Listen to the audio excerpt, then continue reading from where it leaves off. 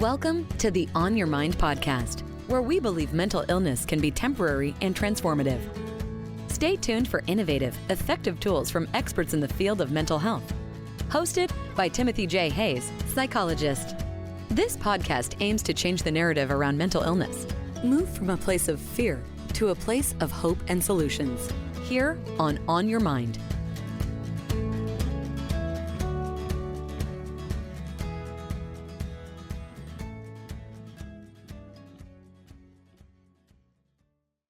Well, Cooper, good morning. Thank you for joining me. It's delightful to see you again. Likewise, Doctor. Good morning to you. You're in, if I recall correctly, you're an hour behind me. Is that right? Yeah, we're at 9 a.m.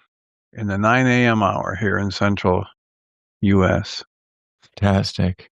So I'm hoping you can get us started by telling us about how you got into the work you do and what drives your passion for it. Well, thank you for asking. And I guess I have a short version answer to that and a longer version. I guess for the purposes of this podcast, I'll give the extended short version. How about that? All right. So when I was myself, I am not a clinician. I am a former patient, and my relationship to what you might call the mental health industry, which is a term I think that is more apt in some ways than mental health system, at least in the context of the work that I do, began in first grade. So when I was in first grade, it was 1991. I went to a public school in rural eastern Connecticut, and it was 1991 for those that were around back then and paying attention. This was around the time that you had cover stories, Time magazine, about Ritalin and about what was then referred to as ADD, attention deficit disorder. If my memory serves, and you might be able to correct me on this, but I believe that even back in the sort of like early days of ADD, there was an ADHD variant, but it was understood to be a distinct sort of subtype of ADD. And then since then, for some reason, it was determined that actually we're going to add the H in for everybody. And we're just going to sort of redefine hyperactivity itself so that it makes sense for people who actually don't, bounce around a lot. So that's sort of an aside, but I think it's partly to identify myself as somebody in sort of like the first crop of ADD boys, right? We've had a resurgence, a couple of resurgences since then, but in the early days, it was just ADD. And it was sort of a phenomenon in culture. And so my teacher, who herself was certainly not a clinician either, she was a first grade teacher at a small regional public elementary school in Eastern Connecticut, told my parents during a parent-teacher conference that I was clearly ADD, that she had read a great deal and done a lot of research on the subject. And she's already spoken to the parents of the other 4. So there were six boys in my class, including me. She was bragging to my parents that she had already gotten the other 4 boys diagnosed and medicated, and that her classroom is just operating a whole lot better as a result of that. And that I was the only one who kind of needed to get on board. And my parents, to their credit, were skeptical of what they were hearing, especially my mom, and basically said back to her, well, look, we certainly relate to the idea that our son can be difficult to control, but we are also really not comfortable even talking about putting him on a drug for that, regardless of what the other boys are doing or what you would prefer as his teacher. And so we'd like to, we're going to hold off on that decision until such time as he can make it for himself, which would be at age 18. And so it's sort of like no longer a relevant, no longer a discussion they need to have with that teacher. That being said, they did not while they might have had a critical response to the idea of medicating me, they were curious about the diagnosis itself. And I did end up seeing a child psychiatrist, and over the years I saw, various therapists, psychologists, psychiatrists, different people as a kid. And all of them sort of reified the idea that, if there is such a thing as ADD or ADHD, that I definitely have it. I love that. So, and so what was interesting about my experience from until the time I ultimately did end up going on a stimulant drug, I grew up with a sense that I had a thing that explained a lot of who I was, both to me, myself, and to the adults around me. So if I needed to understand for myself why I was often, the adults around me were more often frustrated with me than they were with other kids. Well, that's because I have a thing called ADD. I have a disorder in my brain that causes me to act a certain way. And I could vacillate over the years from having a sense of sort of like pride over that difference to thinking it was, as I got older, I was increasingly thinking it was kind of like, as a young teenager, this is just bullshit to sell pills. Duh. I got there with it before I even went on any drugs, certainly. But it was something that sort of haunted my development and my sense of myself in a lot of important ways. And so when I ultimately did go on, I started on Ritalin, 5 milligrams of Ritalin twice a day at age 17, prescribed by a GP who basically took my word for it that I had ADD. When I did go on, and I did experience sort of like, I maybe went into it mostly with curiosity. After years of imagining like all the kids I know, all the boys, mostly boys that I know who are diagnosed ADD and take a stimulant, like they, what is this like for them? I just, you develop some curiosity after a decade of watching that happen all around you. And what happened for me was I went from a C student to an A student basically overnight. I was a poster child for the efficacy of properly prescribed stimulant drugs. And I directly credit the changes that those drugs, I think of it as the person that I was while on those drugs. That is what enabled me to ultimately finish high school with very good marks, great relationships with my teachers, and also get ultimately, into the kind of like internships that I applied for that I really wanted, and get to the college of my choice and pursue the career of my choice. And a lot of the successes that I had that required sitting down and focusing on one thing until it's done, I absolutely credit to the effect of these drugs. I will just, for the sake of expediency, let's just say that while there was an initial success, over time, what happened was I, like a lot of people, experienced tolerance.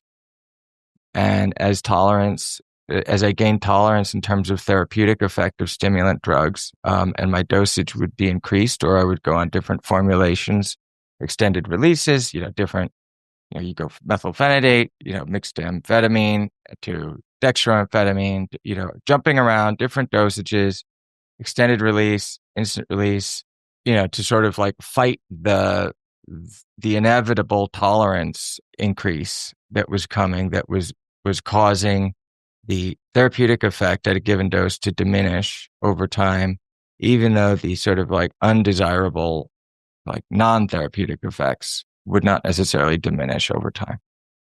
So, the appetite suppression or the interference with sleep, or the really unpleasant come downs, I would describe them as at the end of the day. So as by the time I'm in the second half of my college days, I'm actually starting to kind of struggle to continue this string of successes that rely so much upon these drugs, because the drugs are no longer acting like they initially did. And of course, I have grown up and matured and find myself in new contexts with different types of pressures and so on and so forth. And my presumption was always sort of like, well, as long as I have access to these drugs, I can just do anything. I can handle anything. I mean, I basically a superpower.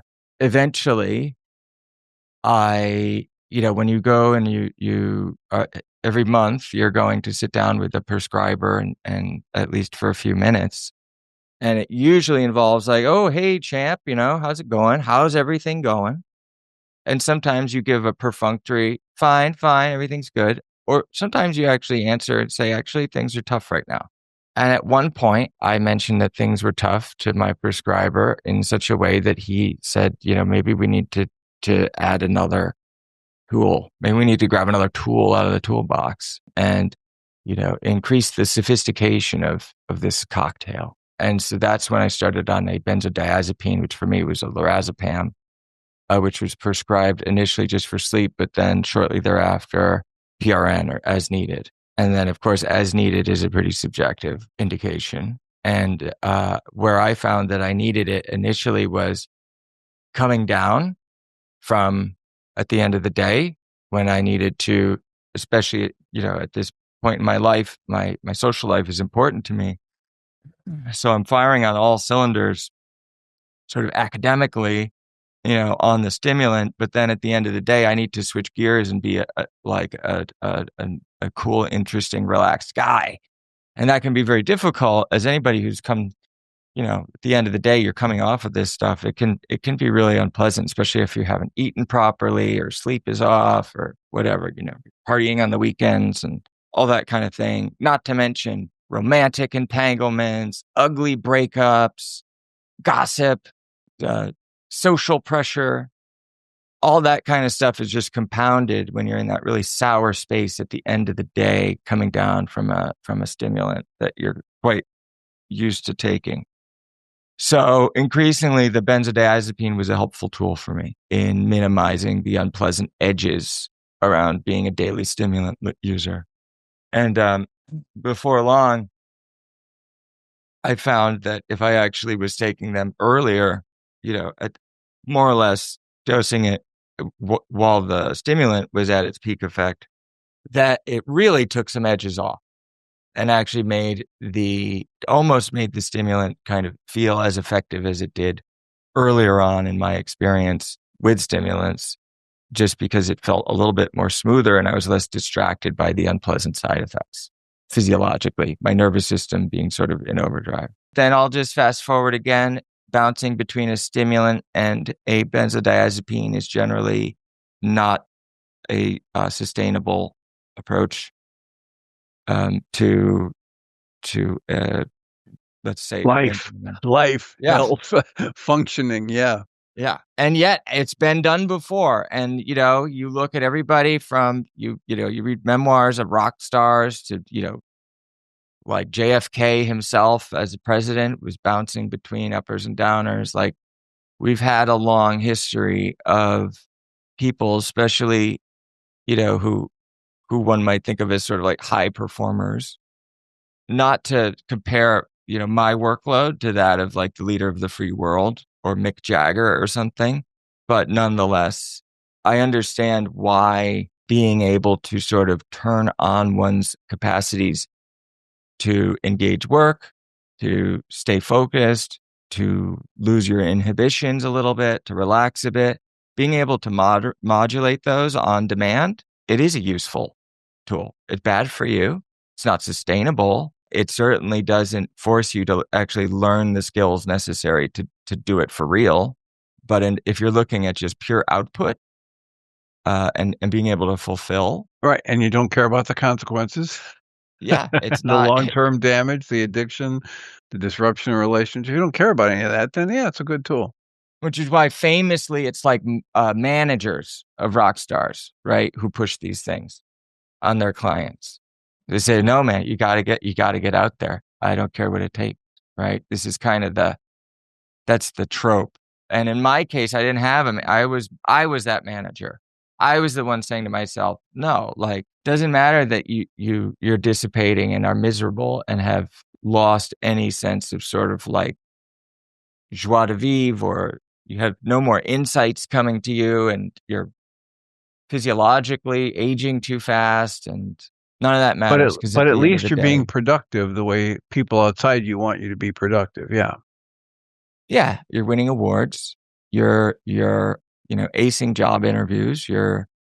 I ultimately ended up working as a reporter at a small newspaper. I always had wanted to be a journalist, and now I was a journalist. And it was an exhilarating experience in a lot of ways, even though this was a small regional paper. I ultimately became the editor for the arts section of this paper. And it was at that point. So when you're working in a newsroom, and this is, journalism was already a dying field by the time I showed up, certainly. When you're working in a newsroom, the only place to advance beyond like the reporter who's out there actually like chasing down stories and whatever, it's going back to the newsroom and sitting there all day and sending reporters out and then looking at what they write and kind of picking through it. And that kind of tedium. And then also being the one, obviously everybody who works for a paper lives on deadline, but when you're the editor, you really sort of merge your consciousness with awareness of deadlines. And that was me. And it was around that time that I ended up adding an antidepressant. And then later on started going into, I think it was gabapentin that came after that, which later became Lyrica. And then I began to try various sleep drugs. I went through all the Z drugs. They didn't help.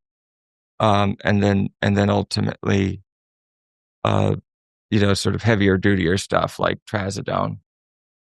And then all this sort of like experimentation, I was cracking up. I was not holding it together. And then so that's when mood stabilizers started entering the fray, or antipsychotics prescribed off label for, maybe this will help, basically. Yeah, And throwing stuff at the wall to see what sticks. Yeah. Yeah, and this was not one bad, doctor.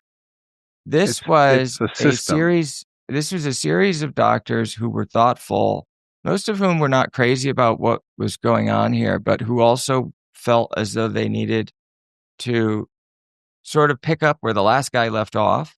And there was this sense that I got of like trying to solve a mystery, right? Let's get this dialed in. There's got to be something that'll work for this guy. Right. And within the framework that they're taught and that they have the tools to deal with, they're just doing everything they can, everything that they know how to do. The problem is that their training has been so myopically focused that they aren't trained in the things that people can do that actually do work without all the negative effects that they call side effects, et cetera, and without the addiction and crashing. And so anyway. Yeah. It was I am not someone who assigns blame. I assign some to myself because I was not naive. And I, more than anyone else in this story, was the one choosing to look the other way. That being said, there is something about when you have gotten to the point where you feel as though all of your personal and professional successes were predicated on access Having the right drugs in you. To these drugs, it is an extremely scary thing to even consider going without them.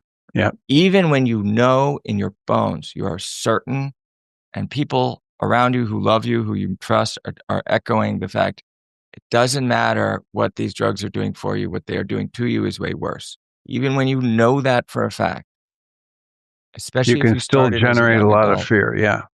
Yeah. And so for me, and then you combine that with at the time that I was starting to realize I needed to get off these things, even back then, which would have been around like 2010 or so, you didn't have what you have now in terms of like an overall awareness of psychiatric drug withdrawal.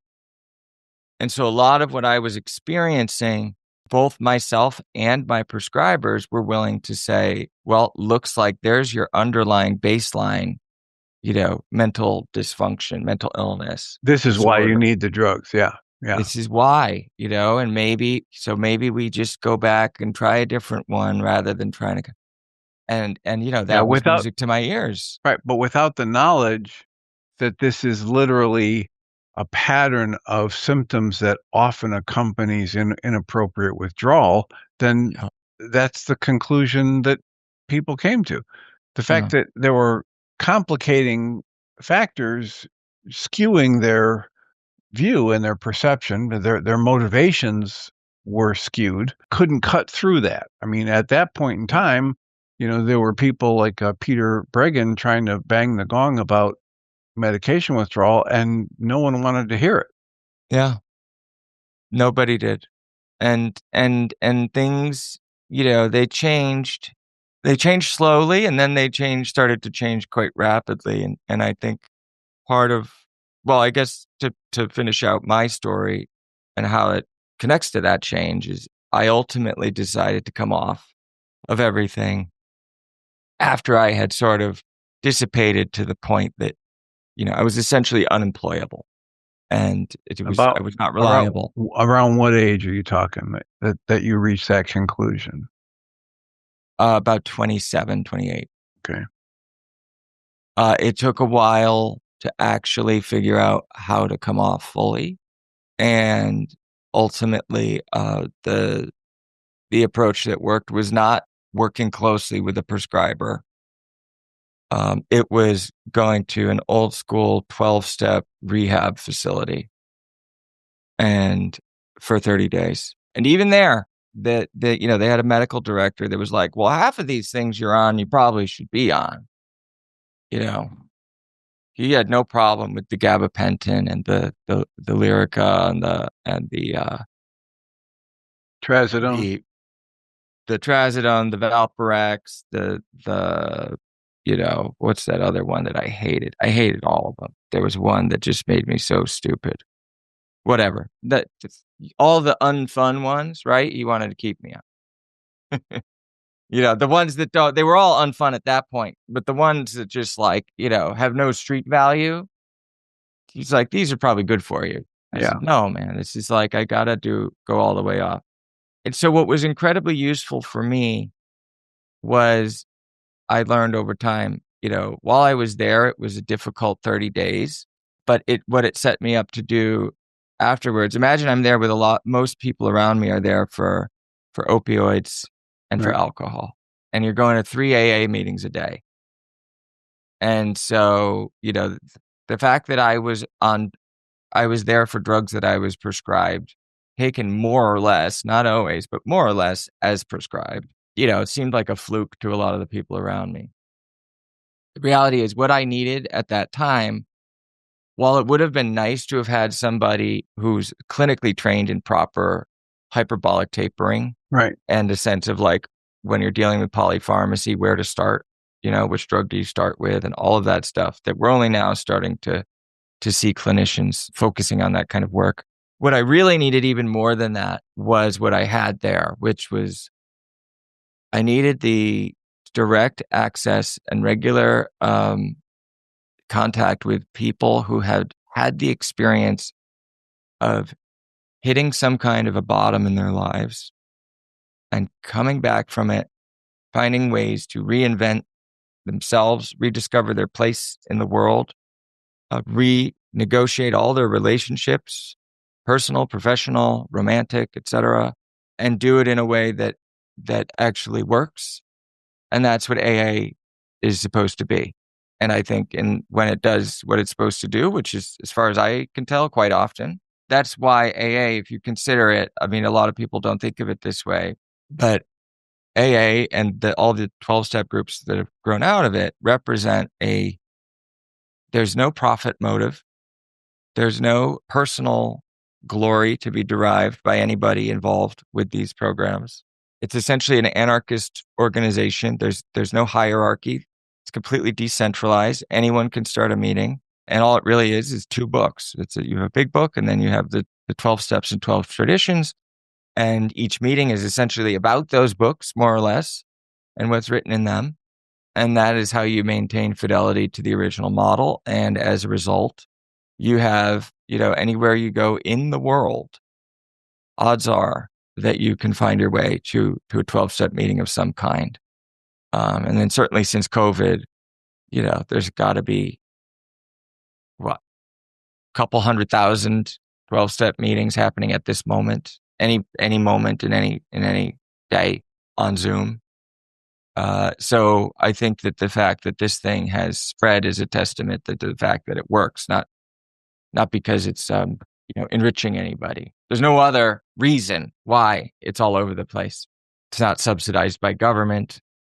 It just works. So to me, that is what allowed me, even though I myself never really had much of an alcohol problem, and the language of addiction did not carry over, one-to-one to what my experience was.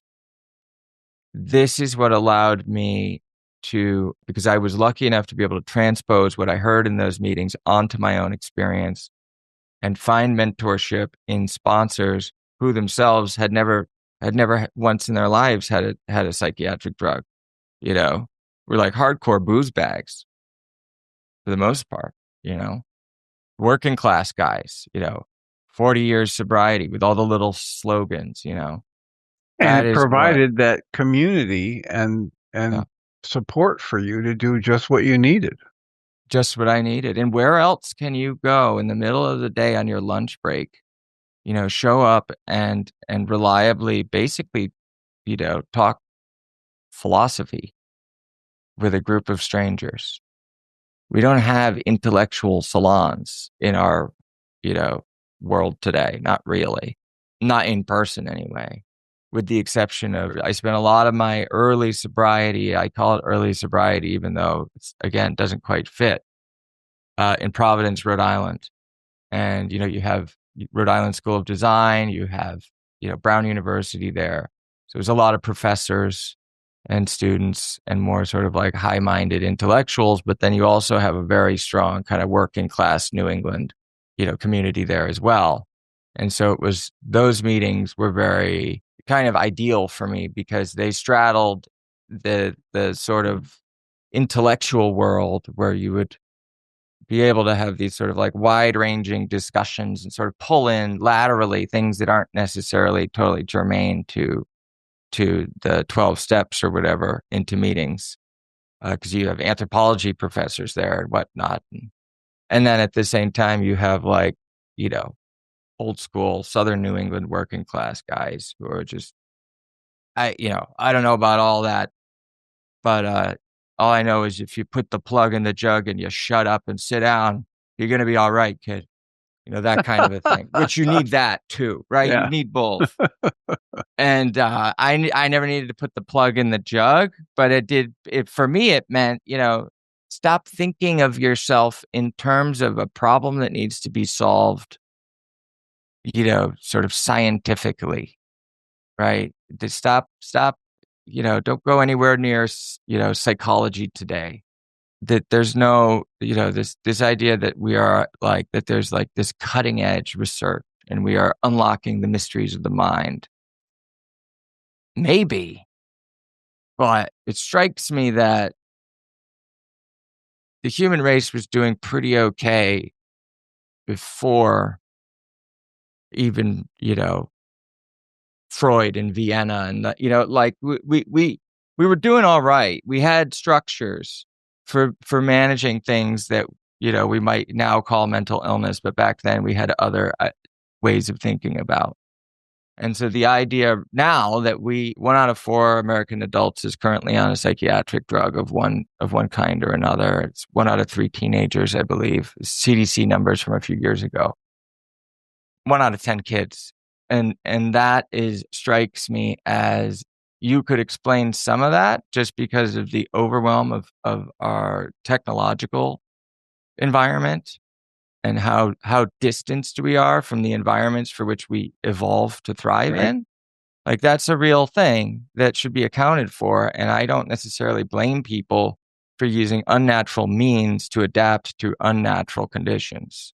That's, to me, the best argument in favor of using psych drugs, even as a first-line treatment for some of this stuff, because we're already in such a sort of like polluted and confused space, But at the same time, we've had all of human history, literature, art, certainly religion, a lot of this stuff has the same end goal, which is how can we either reduce suffering or transmute suffering towards productive ends. That's kind of, beyond basic survival. This is like the other main project of humanity over the years. And so we now live in an age where we are rapidly, redefining any problem that feels sticky or intractable or not obvious in its solution into a medical problem. And that is kind of what psychiatry, as maybe not as it's intended, but as it is applied, is often it's medicalizing a lot of stuff that really is not medical. Well, they're medicalizing natural human emotions and interactions. And precisely. So where did that lead you? How does that lead to your inner compass work? And how did you go from getting off yourself to being an advocate? So well, I will put it like this. When I was still figuring myself out, in these early days, which were quite tender, and, there were a lot of things that happened in these early days too that were really challenging. I lost one of my very best friend died tragically at this time. I became a dad, and shortly thereafter became a single dad, and had difficult sort of separation to negotiate with. My physiological self, when I was my first year fully off of all these things, I was eating 2 pints of Ben and Jerry's a day. That was my drug of choice, as they call it. And that is where I derived my one little window of pleasure. And so I was up to 275 pounds at my heaviest. That was all Ben and Jerry's weight. I also was quitting cigarettes around the same time, which in hindsight, I would have waited and tackled that one later, but oh well. So, I'm going to meetings. I'm trying to even figure out what it's like to be in my body. I've never been an adult, right? Not under more or less daily influence of one drug or another. Right. So I'm really trying to figure this out. It takes time to do that. And I remember seeing at one point, I did see one psychiatrist during this time. I was like, look, I'm not here to get back on a drug. I just want to check in and see, like, am I thinking about this the right way or whatever? And, I'll never forget what he said. He's like, well, you're telling me, you're having all of these issues, but I have to tell you, it just doesn't make sense because the drugs are out of your system. So it's not possible that the way that you're feeling now is the result of having been on those drugs. Yeah. Yeah. And that, to me, this is a guy published multiple papers. Brown University. He can only know what he's been trained to know. And it's like, that to me, I was like, wait a minute, can you explain? Am I not understanding this? And I remember I used the rest of the appointment. I was like, can you explain to me what you mean by that? And I really asked him to dig down and explain to me, like, the drug is out of your system. Therefore, this cannot be an effect of the drug in any possible way. And then when I raised for him, well, okay, can we agree that if you are, say, drinking alcohol or using dope for 10 years, that the first year that you're off of those things, that you may continue to negotiate physiological and psychological issues that will wane the further you get from that drug? And his response to me was, well, like, but you're talking about illicit drug. That's a different category. Right. And that was the moment where I was like, really, the floor fell out from underneath me. And I realized this is not. You won't get help there. This is not what I like. I knew there was a problem, but I didn't realize that it was this, because this was not some, provincial backwater country doctor who hasn't, opened up a medical journal in years. He's published. He's a product of the system. It's a systemic problem. Sorry, I forgot this detail. He actually taught at Brown Medical. So he's out there teaching people the opposite of what's actual. Yeah, He's teaching I people could, to go out and tell other people you can't trust your perception, you can't trust your judgment, etc. and I could tell also in this one meeting, there's one anecdote, but in this one meeting, I could also tell that the more I was pushing him on it, sort of my reporter like mind kind of kicked in. And what I was observing is somebody who is not generally thinking about this or being asked about it. Yeah. And yet he knows that in this case, his obligation to the client is to avoid having to say, I don't know. Definitely, he was not trained to say, I don't know. So anyway, I had from there ended up kind of jumping into I found a job with a nonprofit, and sometimes like an entry level job with a mental health nonprofit. Sometimes that's the only job you're going to get because you're just all over the place. So for me, that was where I started. And I was more interested in getting a job with a nonprofit focused on addiction generally than it was mental health. But the one I ended up with was actually focused on it was a state funded, it was here in Connecticut where I live now. It was a state funded nonprofit that operated some peer support programs whereby they would send people into the mental hospitals here, the state run mental hospitals or group homes to engage with the clients and in non-clinical ways. And it was there that I sort of had this I received an education, and one of the most impactful things was a training I got for something called intentional peer support, which was taught by a guy named Stephen Morgan, who's an incredible guy.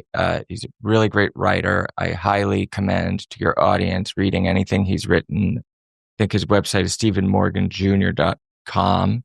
But he trained me and he kind of blew my mind in sort of like re-educating me on kind of the history of mental health in the modern world. And from there, I sort of got a little bit more radicalized, relatively speaking. And it was through that work that I never was able to let go of the fact that the most useful thing in my process of kind of leaving this system and rediscovering myself and finding out, by the way, that not only did I not need these drugs, but I actually operate a whole lot better without them. To me, the fact, even in this sort of radical mental health space, there were not a lot of other people who could relate to my positive experience of the 12-step world in this context.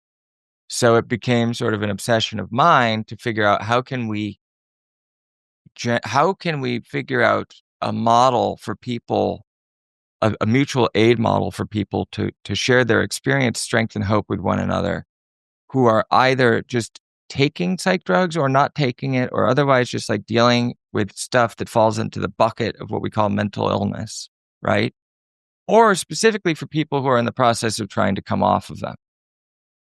In both instances, it would be useful for people to have access to one another in an environment that is not like what NAMI meetings are, or, there's DBSA meetings, which is like bipolar support groups. Those types of meetings, first of all, enjoy pharma funding in different ways, but they are also predicated on the sort of like mainstream disease model of mental health. So if you go in there saying, I'm coming off my meds and I'm having a hard time, they're going to say, boo. They're going to say, well, get back on your meds. This is dangerous. Right. And you shouldn't be saying that in here because you're going to cause people. Yeah, you might cause somebody else to think about what's going on in their lives. So we have this conspicuous absence. And if you consider that, you have, how many alcoholics are there in the United States of America versus people who have been diagnosed with a mental disorder? I have a feeling that the latter category is a whole lot larger. So why is it that they don't have any type of fellowship, mutual aid fellowship for themselves, other than these ones that are directly influenced by the mental health industry? I've always found that to be a conspicuous absence. And so when I was, working at that agency, we put on a conference at one point, and I was asked to, sort of assist one of our speakers at the conference. Her name was Laura Delano, and she was there to talk about similar issues at this conference and her own experience, which I had heard was similar to mine. Although for her, she started with a juvenile bipolar disorder diagnosis, but similarly ended up on a bunch of drugs eventually she hit bottom, decided to come off, and discovered that, she was a lot better off without them. And so I was, sort of curious about this person. Fast forward, I'm talking to you now from her office in the home that we share. We're married now and have been for, depending on how you count it. We had a legal wedding, and then we had our real wedding, but it was delayed by COVID. So we've essentially been married since 2017. And she started this nonprofit about 10 years ago called Inner Compass Initiative, which its mission has always been, helping people make more informed choices about psychiatric drugs, diagnoses, tapering, and withdrawal. And so now in 2025, that organization is stronger than ever. We have been developing these mutual aid models for years now. We've run pilots in the real world for these meetings, different kinds of meetings, but for the most part, our work in that space is happening online in our community, which is called the Inner Compass Exchange, which is it used to be totally free. We realize that when you make stuff free, that people come in there and they don't treat it with a whole lot of commitment or respect. So now it's $30 a month. Although if people ask for scholarships, we are pretty generous with those. It's mostly donor funded. We do not make money on anything. We're nonprofit, but certainly we lose money despite our whatever revenues we get from the membership fees on there. And I think that's an important point, because there are other community spaces online that are not nonprofit run that have similar missions that cost a great deal of money and do make, they're great things. But I think it's important for us that what we do is running off the same DNA as something like a 12-step group. So, because it's what keeps the incentives in line. And so that's one of a number of programs that we now run. And I can take this in any other direction you want to go if you want to know more about this nonprofit. As you put that out there, and so people can go to, remind me, it's Inner Compass. Is it innercompassinitiative.com or innercompass.com? Well, our main URL is theinnercompass.org. Okay. We have recently been lucky enough to purchase innercompass.com. I don't know if it's connected yet. We're still very much a grassroots organization in many ways, although that's been changing a lot in the last year. But then the other thing you just mentioned is for the community is Inner Compass. Did you call it Exchange? Exchange. So if you come to our main website, if you go to Google and you type in Inner Compass Initiative or Inner Compass Psych Drug Withdrawal or whatever, you'll find us right away. And then you'll find the exchange on our front page. You can also go directly to exchange.theinnercompass.org. Okay. And read about it there. But I would recommend to anybody in your audience, whether they themselves are interested in joining, or we have a ton of other stuff that we do. We offer on our website a completely free, what we call a tapering companion guide. Now, we're not medical professionals, and this is not medical advice. But what we went ahead and did is we went out there and we gathered all the layperson wisdom that's accumulated over the years about how to taper more safely. We're not guaranteeing safety, because the decision to go on a drug or come off a drug of any kind is always a big decision and should not be taken lightly. But there are a ton of different websites and forums and all kinds of places out there that do offer guides to proper tapering. And what we've done with our guide, first of all, we don't charge money for it. That's entirely free on our website. And secondly, it's written in such a way that it does not focus only on the technical process of, say, a hyperbolic taper. It's much more broadly focused.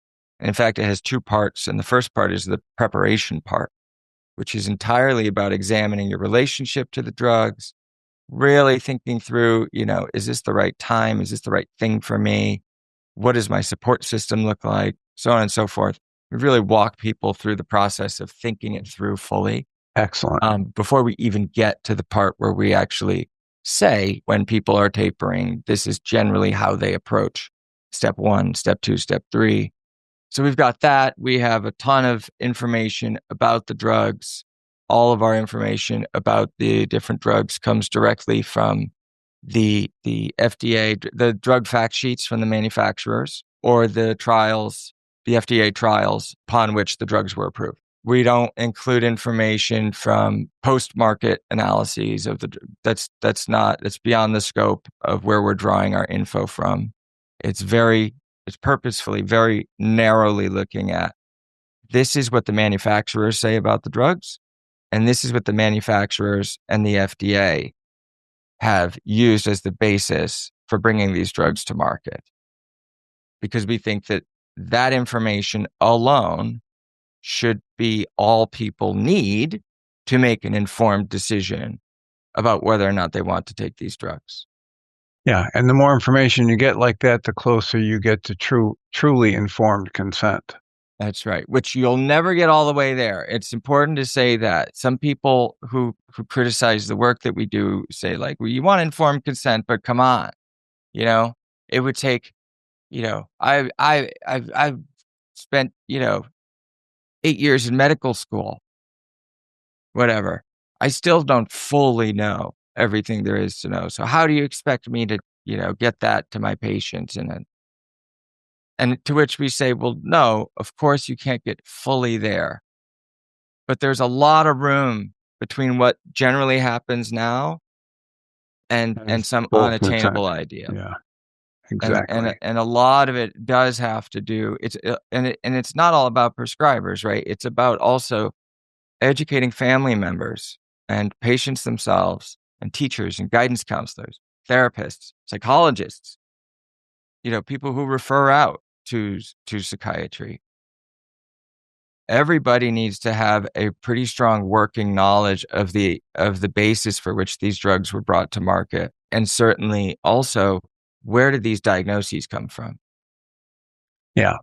So there's another 2 or 3 interviews we could do on the last 3 topics you brought up. But since we're getting close on time here, let me ask you to get centered and think about, so is there something from what we've already discussed that you want to go back and highlight, or something that we haven't even touched on yet that you want to put in this interview about perhaps where the Inner Compass Initiative is headed? Or Yeah, that's a great, thanks for that opportunity. What I would say is that, this is going to come out some point in the next few weeks, I'm assuming. yes. So we're at a time right now where the mental health industry is kind of in the spotlight. And part of that is what's happening politically. Now, these issues are not political issues. And I will tell you that the people in the sort of broader Inner Compass community, as well as the people in this movement, come from all walks of life, all political persuasions, all ideological persuasions. So there's nothing inherently political about this. But we are at a moment where a lot of it is getting politicized. And I think that that's a big mistake. And one thing that I would say is that it is like a view somewhat from kind of the inside of people who've been working towards mental health reform in different ways for a very long time. You have right now in the United States, within Robert F. Kennedy's Department of Health and Human Services, what I can say personally is, I think, a very genuine interest in giving people like myself and other activists an opportunity to be heard that maybe we haven't had previously. I do think that that's authentic. At the same time, I think that as these issues start to dominate more and more of the news cycle, get thrown into sort of like the political sort of grist mill, and find their way to social media as even more hot button, highly contentious, Inflammatory. inflammatory. There's going to be a lot of people, number one, who are basically new to the issue, but are going to seek to make it either in the pro or anti from either one of those camps sort of seek to sort of valorize and glorify themselves or enrich themselves or in some way find a way to make themselves take advantage of this opportunity for maybe not the best reasons. And I just want to say it is useful for all of us to be savvy consumers of news media and of what we see on social media, to discern the difference between people who are speaking in good faith about these issues and those who are just jumping on this bandwagon. And I also would like to say similarly, this is not a black and white issue. I have been called in my life anti-psychiatry, which is one of the most absurd things you could say about me. I think personally, as crazy it might sound, I think I have done more in my life to try and improve psychiatry and protect the integrity of the field and help guide it to its sort of roots, which was not necessarily supposed to be about medication management. Then I think a lot of people who would call me, sort of like view me as in opposition to the field. And I think a lot of us who want to see useful changes, when I look at the people, Intercompass operates a few different working groups and, roundtables. We bring researchers and academics and other activists together, all aligned under the overarching belief that there's a huge opportunity to improve the mental health system and take it away from industry and return it to something that works for more people, even if that means it works less well for certain businesses or professional guilds, right? Yeah, it's gonna. That's the biggest challenge right there for most of us who look at this is we're looking at developing a system that's not going to profit big industry. It's going to profit the individuals. So I want to salute you and the Intercompass Initiative and people like you that do that. That's why we run this podcast for the last 6 years, and we keep trying to make these resources available. So I just have to thank you for being willing to share that with us and for the work you're doing. And I understand that you might be open to another interview and that you might help us connect with your wife, Laura, for another interview in the near future. Absolutely. I appreciate the opportunity to talk your ear off and the ears of your listeners. And Laura has already indicated to me that she'd love to come on your show. And I think it's a lot of times people think if they, if they've talked to her, they don't need to talk to me and vice versa. But the reality is she and I are so different and come at this in two totally different directions. So I think it would be great if you could have her on as well. And so, yeah, if it's all right with you, I'd love to come back. So let's arrange it. And thank you so much for your time today. It's been fabulous. Likewise. Thanks, Dr. Hayes. You've been listening to the On Your Mind podcast, offered by Journey's Dream, where we support people through mental health challenges to a place of true and lasting well-being. If you love our show, we invite you to visit onyourmindpodcast.org to join the conversation, access the show notes, and discover our helpful resources. Thank you for listening.